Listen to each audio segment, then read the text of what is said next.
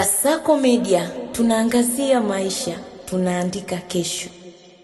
Zaidi ya nyumba 20 zimebomolewa katika mtaa wa Rangi Tatu na mtaa wa Mianzini jijini Dar es Salaam kwa madai ya kupisha ujenzi wa stendi mpya daladala na mabasi ya mikoa ya kusini. Kwa mujibu wa mashuhuda, zoezi la ubomoaji lilianza Jumapili Mei 3, 2026 na bado linaendelea. Vyombo mbalimbali vya habari vimefika katika eneo hilo na kujionea hali halisi isiyo ya kawaida, ambapo eneo hilo ambalo ni jirani na stendi ya Mbagala Rangi Tatu lilikuwa na mashine zikiendelea kupasua nyumba, huku wakazi wakiwa na huzuni wakitazama mali zao zikibomolewa. Wakazi walioathirika wamesema hawajaridhika na namna walivyoondolewa.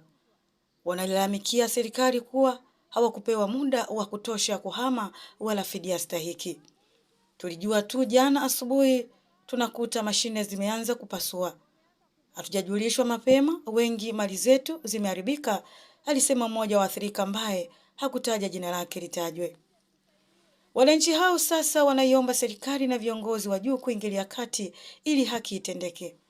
Zoezi hilo linafanywa na kampuni ya udalali ya Yono Actimart ambayo imepewa ukandarasi ya ubomoaji huo.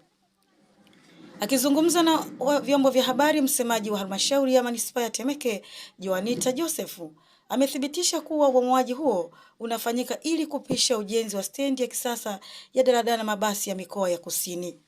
Ni kweli ubomoaji unaendelea. Eneo hilo limetengwa kwa ajili ya ujenzi wa stendi mpya itakayopunguza msongamano wa Mbagala na kurahisisha wasafiri wa mikoa ya kusini, alisema Juanita Joseph.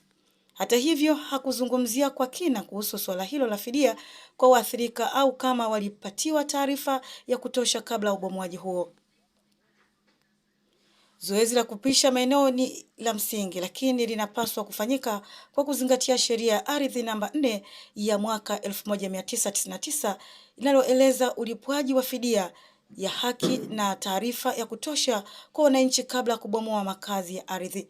Kutokana na sakata hilo, Kasako Media ilifanikiwa kuzungumza kwa njia ya simu na mkurugenzi wa wilaya ya Temeke, Bwana Isaac Kadondoro, ili kuthibitisha kwamba kuna taarifa zozote kuhusiana na uvunjifu wa nyumba eneo la Rangi Tatu Mbagala.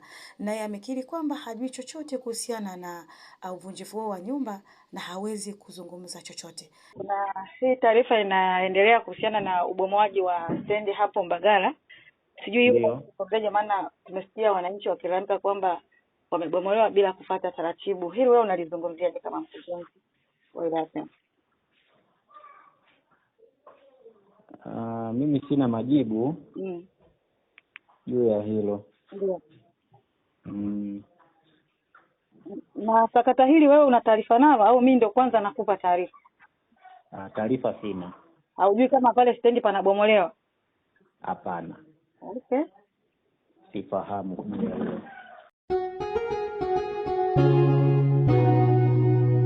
Kasako Media, tunaangazia maisha, tunaandika kesho.